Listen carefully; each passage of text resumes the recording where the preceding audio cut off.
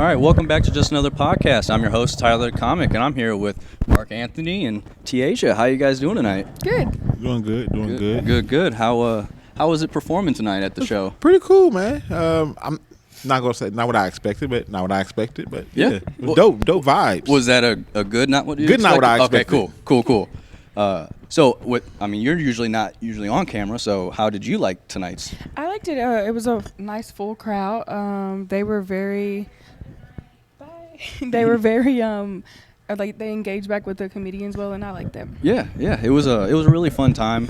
You being the ticket person at the front, you get to really see all the audience members. So I'm sure your opinion on how the show could go is already like, oh, we can see how it goes. And then when you go up on stage and you're saying all types of stuff, you were later in the lineup. Did that change your material or what you thought about when you got up? Somewhat. Because if you had an opinion on what you were going to do, and then, like you said, you saw it and you're like, this ain't it. Yeah, kind of somewhat helps. Yeah. Sorry. Oh, go ahead. I'm just excited because it was a good show. It really was. How long have you been doing comedy? It'd be 3 years this Thanksgiving. Wow, 3 years. It really, I feel like your stage presence, your comfortability on stage doesn't show 3 years, it shows more. So I've been following you for a little while, we've had this date planned a little while ago, so I was hoping we could work together more, but this was a great show, and I liked it. It really was. You were very comfortable with saying the setup, the premises, and getting everything out there, and then when the laughs came, you took it, like you sat in it, where I'm still new. I'm still trying to get comfortable. Tonight was a really good set, and I was able to sit in the laughs and wait for it. But being in comedy, you're learning every time you hit the stage. Every single time. That's why I appreciate every opportunity. Appreciate this Absolutely. tonight. Absolutely. I appreciate working with the more veteran comics a lot more. Because I get to learn from them. Yeah, it's hard to learn with everybody who's still trying to learn because you don't know if what you're learning is good or not. But being on stage in front of a crowd that is ready to laugh, and then if your material is strong enough, they're gonna laugh. That way, okay, I'm putting in the work. Yeah. My stuff's funny. But if they don't laugh, you're like, I need to go back to the drawing board. True. But you seem to be hitting some open mics often, right? I always hit open mic. It's a dojo. Yeah. You got to work out. You can't be good at karate if you're not in there practicing breaking boards and shit. You know Absolutely. what I mean? Yeah. How did you like the food tonight? It was really good.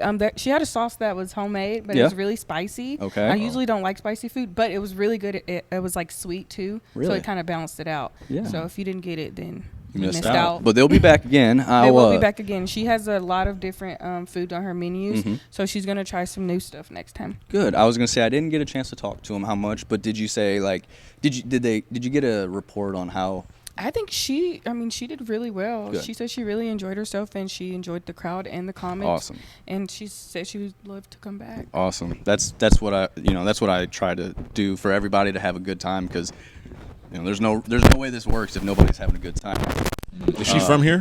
No. She's from St. Louis. So does she have like a food truck or something in St. Louis? So I know some days she works out of a restaurant, and then she has a personal menu that she does to cater. Yeah. Some of these Cool.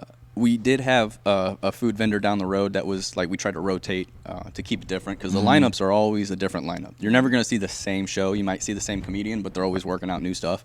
But with having a different food choice, it makes it a little bit more exciting to go to. So I've been networking with a bunch of people who have food trucks or food stands, and just trying to, tell them, hey, there's going to be enough people here. I would rather you sell out than have too much food, because then there's no point, and it's not worth it for all of us. So and one thing we just learned that a lot of vendors are having to pay to go and serve their food. So here you get an opportunity to just come and serve your food and see how people actually like it.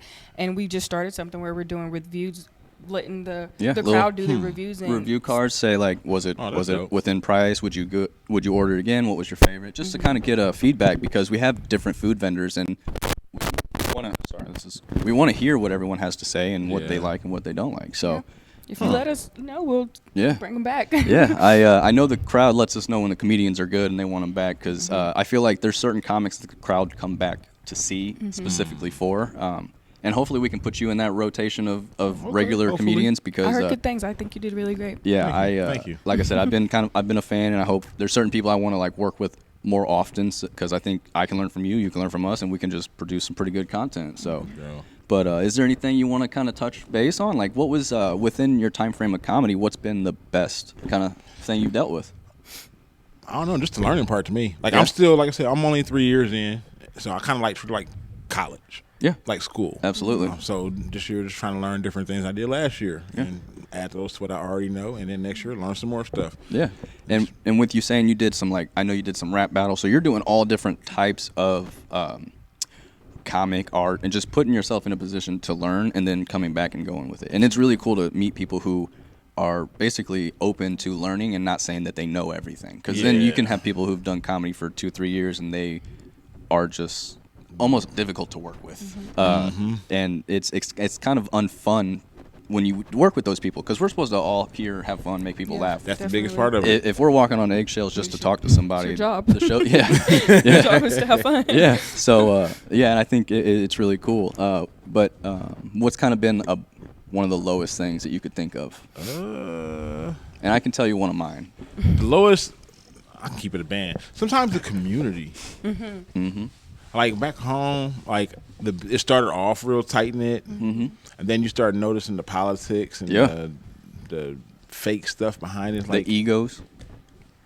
We're like not even a big community. You would think we would get along more and be more tight.